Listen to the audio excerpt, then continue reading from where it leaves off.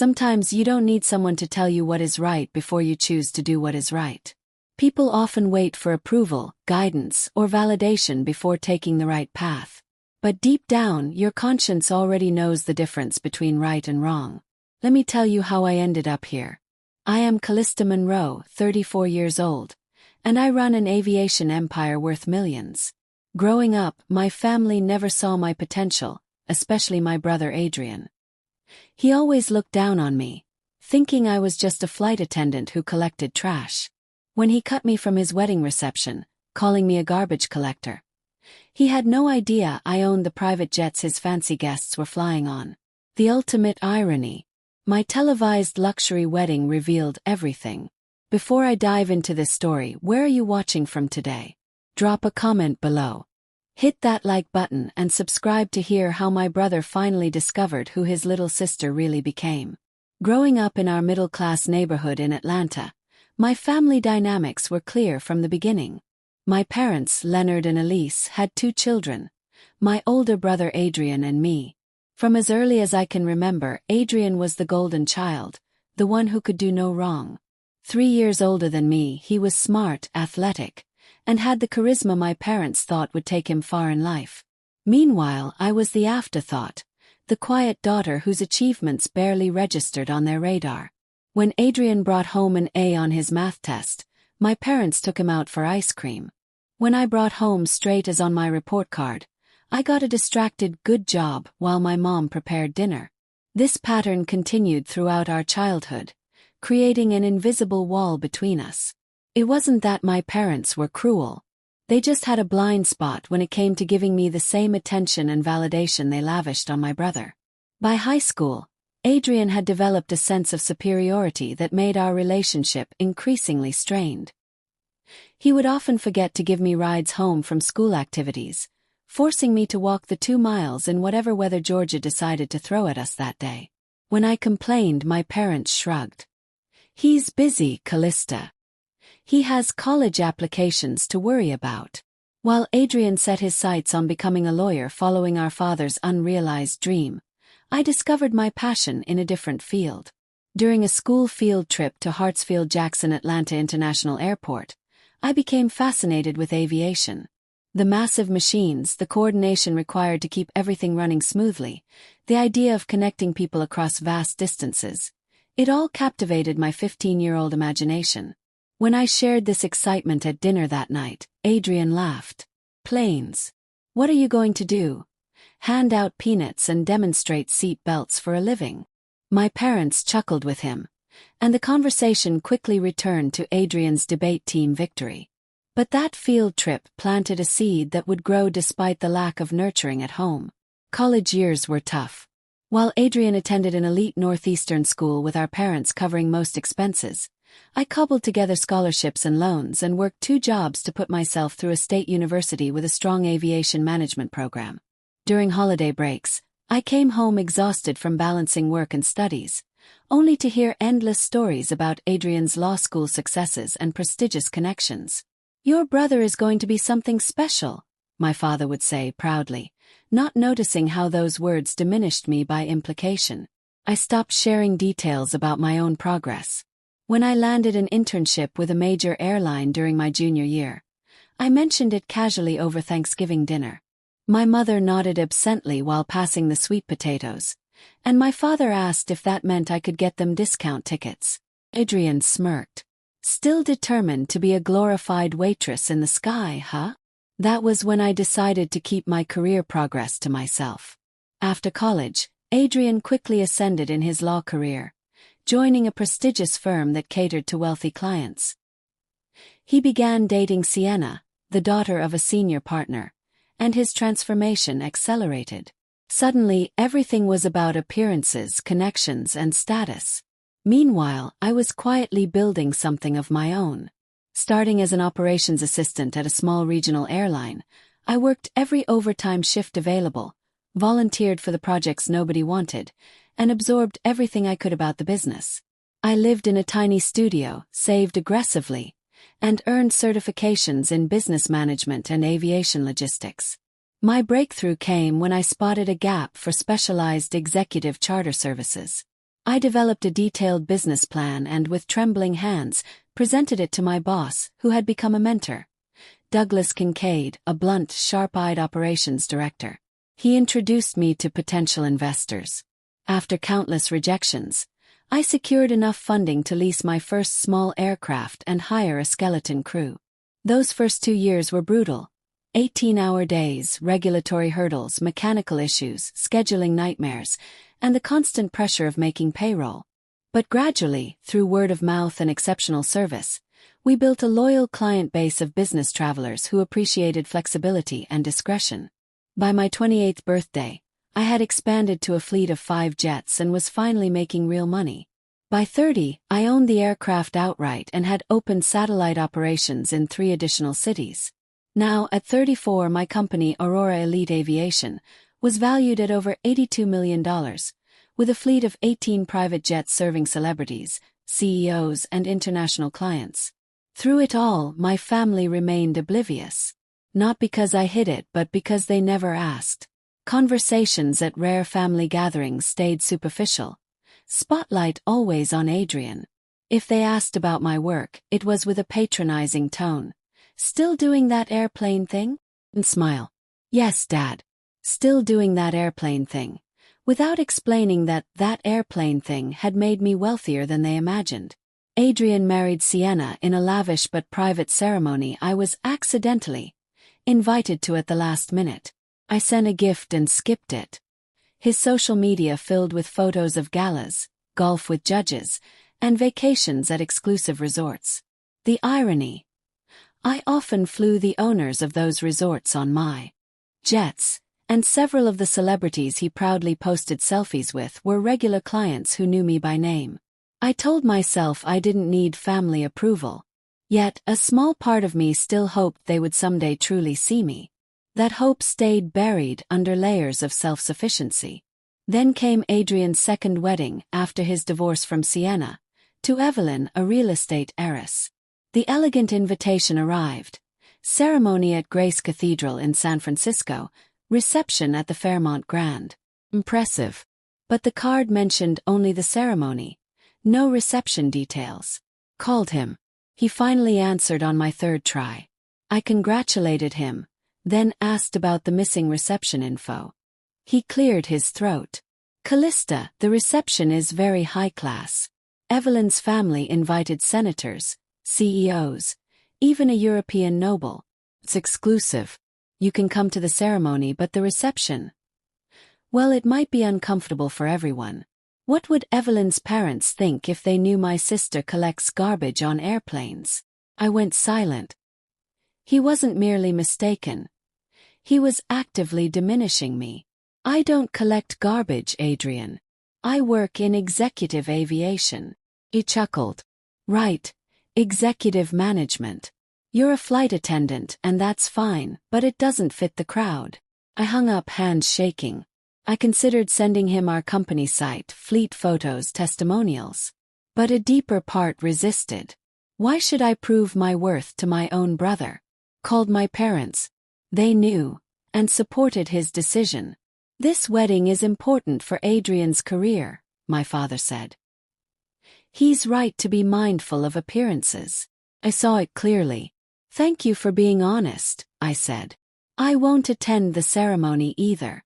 In fact, I think it's best we don't have a relationship moving forward." That night, gazing over Midtown Atlanta from my penthouse, the home my airplane thing paid for, I felt pain, then clarity. I emailed Adrian withdrawing entirely, changed my number, had my team block family calls, and moved addresses with no forwarding. I would build my life with people who valued me for who I am. And that decision changed everything. The journey that led me to owning a multi-million-dollar private aviation company began far from the luxury I enjoy today. 10 years ago, I was just another graduate with loans and big dreams, desperate for a foothold in a male-dominated industry. My first job was as an operations assistant at Magnolia Regional Air, a tiny carrier serving the Southeast with aging aircraft and overworked staff. My desk was a metal table wedged between filing cabinets in a windowless room near the general aviation gates. The salary barely covered rent and noodles, but I was in. What my family never knew because they never asked was how completely I devoted myself to learning every aspect of the business. I volunteered for overnight shifts. I spent weekends on the ramp taking notes, asking questions. I befriended mechanics, dispatchers, and pilots who taught me maintenance basics, route planning, and fuel strategy. 6 months in, Douglas Kincaid found me at 3 a.m. reorganizing a chaotic filing system while building a digital database nobody had prioritized. "Why are you here at this hour, Monroe?" he grumbled. I showed him how the system would save hundreds of hours and cut costly scheduling errors. The next day he offered me a role as his assistant. The pay bump was modest. The access was priceless. With Douglas, I learned operations, finance, negotiation, and people management.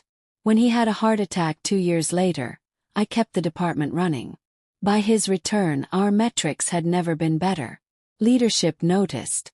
And I began imagining something beyond climbing a corporate ladder. Building my own. The seed became a plan when a frequent business traveler complained about inconsistent charter availability. "There's a gap," he said. "Big carriers are rigid. Small charters are sloppy. Someone should combine reliability with flexibility." Thought that someone could be me. For a year I lived a double life, day job, then nights refining a business plan for Aurora Elite Aviation. I researched competitors, mapped clients, and calculated startup costs down to the rivet. I showed Douglas. He stared, then said, "This could work. But you'll need money, real money." He introduced me to investors. Most dismissed me, too young, too female, too green. Douglas persisted, landing me a meeting with Miriam Vale, a venture capitalist who'd built her fortune in tech and was diversifying. She grilled me for 3 hours, probing every assumption. I defended every line. Finally she smiled. "You remind me of myself, prepared and stubborn. I'll give you half of what you're asking. Raise the rest, prove the concept, and we'll talk again." With Miriam's seed and smaller checks from 3 others, Douglas included, I leased a used Cessna Citation XLS and hired a lean team. 2 pilots, 1 mechanic, 1 client services coordinator who doubled as a flight attendant. We launched with exactly 2 clients, both Douglas's friends willing to take a chance. Those months were terrifying. Every flight mattered, not for safety, which I guarded fiercely, but financially. 1 cancellation could sink us. I wore every hat: dispatcher, accountant, marketer, customer service, and sometimes backup cabin crew. Many nights I slept on our office couch, too anxious to go home. The turning point came at 6 months. A tech CEO referred us to a film producer whose regular charter failed him. We covered a last-minute coast-to-coast run flawlessly. He became a regular and brought high-profile friends. Suddenly we had footholds in entertainment and finance. We added a second jet, then 4 more. Miriam led a second round on far better terms. By year 3, I made my first acquisition, a struggling charter player in New York with loyal clients but poor management. Overnight we had presence at Teterboro and Westchester, and I learned integration by fire. Through it all my family stayed unaware. Calls had dwindled to obligatory check-ins. If they asked about work I kept it vague. "The airline business is going well." They never pressed, assuming I held some minor role. Adrian still cracked. Handing out peanuts and collecting trash? Changed the subject. By my 32nd birthday, Aurora Elite had grown into a premier executive aviation brand. We operated 18 luxury jets, employed over 140 people, and served some of the most influential clients on Earth. We opened international operations in London and Dubai, purchased our first long-range Gulfstream G700, and launched an aircraft management arm for private owners. I moved into a glass-walled penthouse in Midtown and bought quiet retreats in Aspen and Providentials. My net worth crossed 8 figures. The people Adrian wanted to impress, senior partners, society figures, many guests for his second wedding, were my clients. They knew exactly who I was. On the day Adrian married Evelyn, I was 41,000 feet above the Atlantic finalizing the purchase of our newest aircraft, a $31 million Bombardier Global 8000, opening ultra-long-range markets and cementing our lead. My executive team and I were en route to London to inspect the aircraft and sign final papers. I allowed myself one thought. In a parallel universe, I was in a pew, watching my brother marry. Javier, my CFO, slid into the seat across from me. "Penny for your thoughts, boss." Smiled.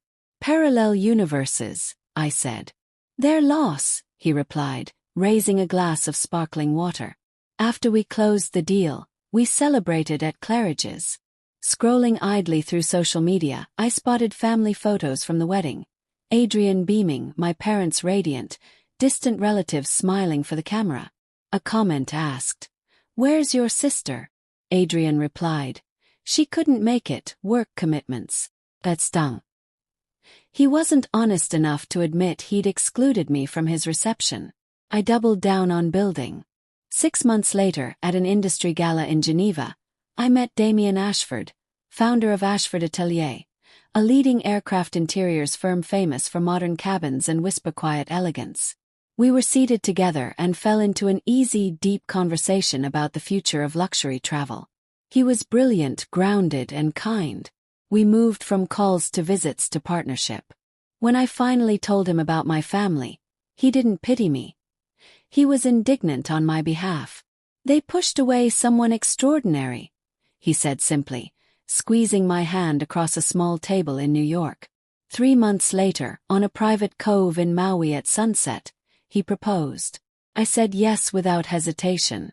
We planned to marry in Atlanta.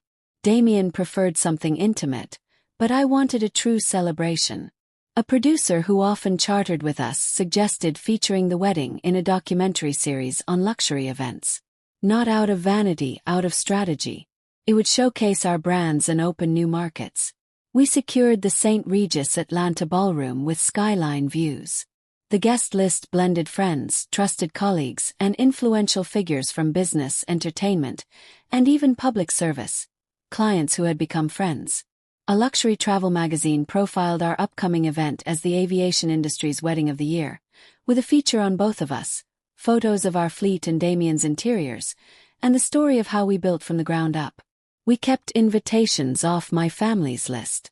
This day was about looking forward, not proving anything. Cameras captured the rehearsal dinner, our first look, and vows we wrote ourselves. Honest words about building separate paths and choosing to walk together. The reception felt glamorous and warm, with congratulatory videos from clients who couldn't attend. 2 weeks later, while honeymooning in the Maldives, we watched the episode air on a national lifestyle network. It was beautiful, both the luxury and the heart. I had no idea it would explode like a flare over my estranged family. Back home, I discovered 31 missed calls on a number they somehow found. Voicemails from my parents, from Adrian, from aunts and cousins. My inbox flooded. The company switchboard lit up with relatives asking to reach me. Curiosity won. I played Adrian's message. "Shock, uncertainty, maybe fear. Callista, we saw your wedding. The jets, the people, I had no idea. Please call me." My father's voice came next, softened in a way I'd never heard. My mother's too. Tearful, suddenly proud. Old family friends wanted to reconnect. Evelyn, whom I'd never met, gushed that Adrian never told her his sister was such a powerhouse. Damien found me in our home office, phone in hand. "They saw it," he guessed. He nodded. "Now they want to talk. They ignored me for years. Today they want in because they saw cameras and chandeliers." He held my hand. "You don't owe them anything. Not explanations, not access. Whatever you choose is on your terms." I let them wait. 10 days later, my assistant rushed into a meeting. "Your family is in the lobby." "All of them." Security held them. I told my team I'd return later.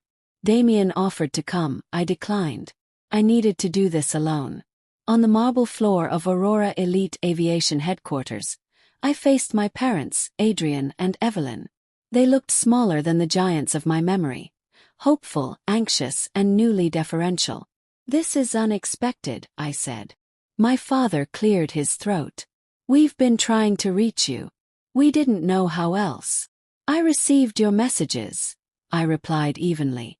I wasn't ready to respond. Adrian gestured toward the scale model of our G700 in the glass case. Why didn't you tell us? Would it have mattered? Yes. Would it have changed how you treated me? He flushed. Of course, if we'd known you were so successful. That's the problem, I cut in. You value me now because of what I have, not who I am. You excluded me to protect your image. Family didn't stop you then. Evelyn spoke softly. Many of our guests flew on your jets. The Prestons, the Whitfields, Senator Ortega. They spoke highly of you. We didn't know. The irony was almost too much. I glanced at my watch. I have a meeting. Do not come to my office unannounced again. If I'm ready to talk, I'll contact you. I left them standing there, roles reversed, and I felt calm. Not vindicated, just sure I was in control at last. 3 weeks passed before I felt ready to meet them. They respected my boundary. Brief texts, no pressure. That restraint, so unlike the past, suggested they might be capable of change. After talking it through with Damien, I invited them to dinner in a private room at one of Atlanta's finest restaurants. Neutral ground felt right. I arrived early, confirmed the setup with the maitre d', and centered myself. I'd requested a round table, no head, no automatic hierarchy. They entered. My parents, Adrian and Evelyn, making a visible effort, impeccably dressed yet uncertain. The power dynamic had shifted, and everyone knew it. After careful greetings, we sat. Thank you for meeting us, my mother began. We've missed you terribly. Kept my voice steady. What did you miss, Mom? We barely had real conversations for years. She winced. That's not fair. It is, I said gently. You never asked meaningful questions about my life, my work, my goals. My father cleared his throat. Perhaps we didn't know how to connect. Your interests were always different. Different from Adrian's, I corrected. Because your interests aligned perfectly with his. Adrian shifted. We all made mistakes. I was jealous, okay? I grew up the golden child. Then suddenly there you were on national TV with a company worth millions. I realized I'd been a fool. I considered that. There was truth in his words. Truth that didn't excuse his behavior. Why did you exclude me from your reception? Yes. He looked down. I was insecure. I wanted to impress Evelyn's family. I honestly thought you were a flight attendant. Not that there's anything wrong with it, but it wasn't impressive enough, I finished.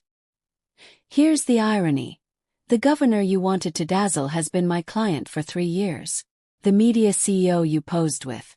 I flew him to Tokyo the week before your wedding. Their shock might have been funny in another life.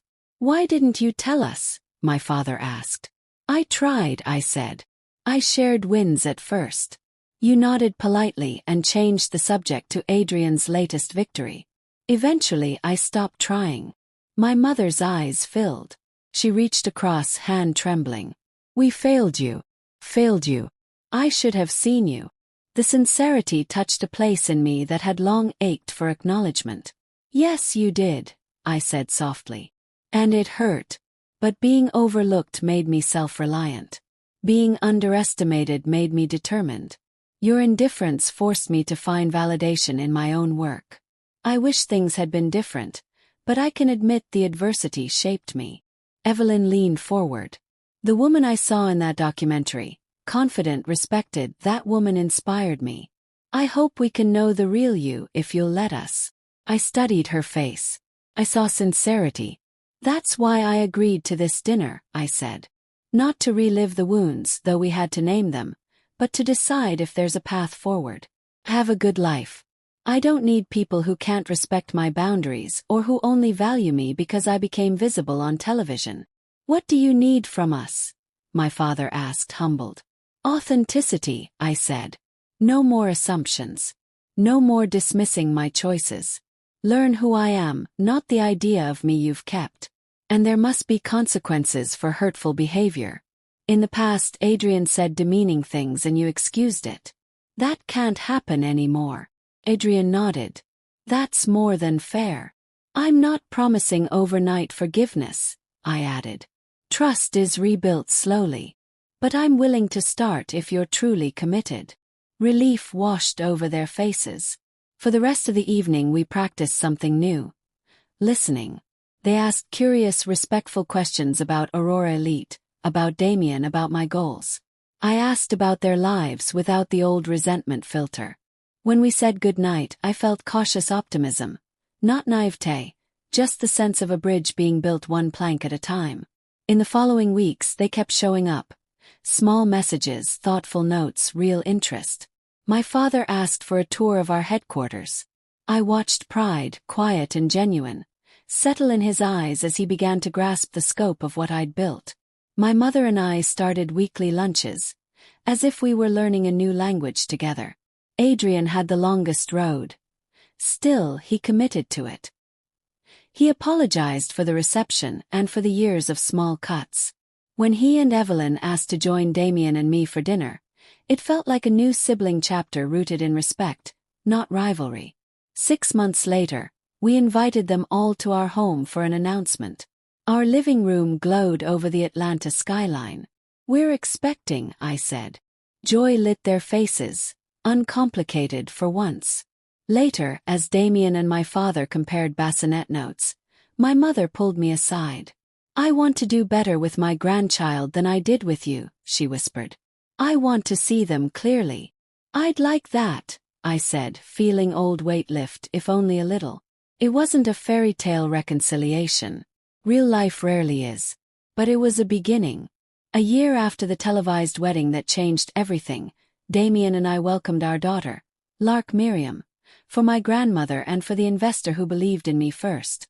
Holding her, I promised she would always know her worth was not tied to status or trophies, but to the simple fact of her being. Our home filled with new beginnings. My parents visited regularly.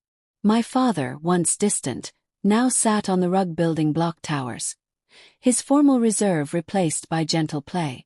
My mother bragged, yes, bragged, about her granddaughter and about her daughter who ran jets across oceans. Adrian and Evelyn became Sunday dinner regulars. Sometimes Adrian's legal mind even helped in negotiations, not as a savior, but as a partner. The most meaningful work came 3 months after Lark's birth. The launch of the Monroe Vale Foundation, named for my maiden name and for Miriam Vale. Our mission: to expand access for young women in aviation, engineering and business leadership. "I want to be for these girls what Douglas was for me," I told Damien. "Someone who sees their potential and gives them a runway." Our first initiative funded 12 full scholarships, tuition and living, plus guaranteed internships at Aurora Elite or partner firms. We built a mentorship network connecting scholars with seasoned women leaders. At our garden launch, colleagues chatted with family under string lights while Lark slept on Damien's shoulder. Gratitude hummed through me. That night, on our terrace above the city, Damien asked, "Penny for your thoughts?" I laughed softly. "Worth," I said. "For so long I tried to earn it, from my family, the world, maybe myself. Success felt like a project to fill an old hole. Then I realized external validation is a bucket with a leak. Real security is knowing your value, separate from applause." He raised his glass. "To knowing your worth. And helping others find theirs," I added, thinking of the scholars, of Lark, of every life we might touch. The years since have had challenges. Market swings, complex deals, family missteps, but they no longer shake my foundation. I learned that true worth isn't diminished by failure or increased by trophies. Simply is. My relationship with my family continues to evolve. Not perfect but real. We crossed a bridge from misunderstanding to something with genuine potential. It's enough. As for Lark, she's a bright, curious child who knows she is loved for exactly who she is. Whether she someday leads Aurora Elite or charts a different sky, we'll cheer. Looking back, from that cruel phone call about a garbage collector to this life I'm grateful to live, I feel no regret. Every step, even the painful ones, brought me here. Contentment, purpose, and peace. Have you ever been underestimated by the people closest to you? How did you respond? Did you chase their approval, or learn to trust your own? Share your story below. If this resonated, Hit like and subscribe for more stories of resilience and self-discovery. Remember, your worth is not measured by their eyesight. You decide what makes you valuable,